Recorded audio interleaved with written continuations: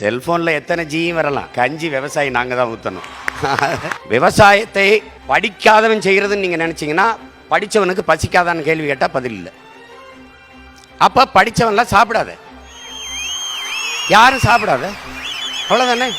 ஒரு தம்பிகிட்ட கேட்ட நீ என்ன வேலை பார்க்குறேன்னு, சாஃப்ட்வேர்ல வேலை பார்க்குறேன்னாரு.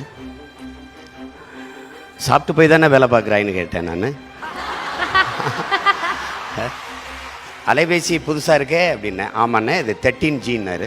செல்ஃபோனில் எத்தனை ஜியும் வரலாம், 11G 13G 14Gலாம் வரலாம். ஆனால் கஞ்சி விவசாயி நாங்கள் தான் ஊற்றணும்.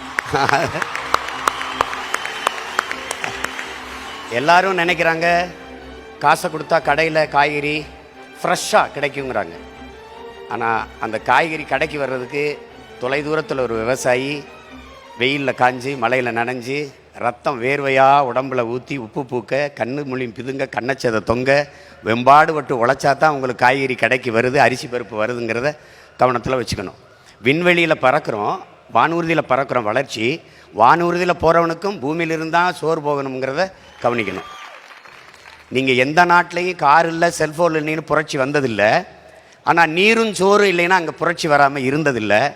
அதுக்கான டீசர் உங்களுக்கு புரிகிற மொழி சொல்கிறேன், அதுக்கான ட்ரெய்லர், அதுக்கான முன்னோட்டம் பக்கத்தில் இருக்கிற இலங்கையில் நடந்து கொண்டு இருக்குங்கிறத நீங்கள் கவனிச்சுக்கணும்.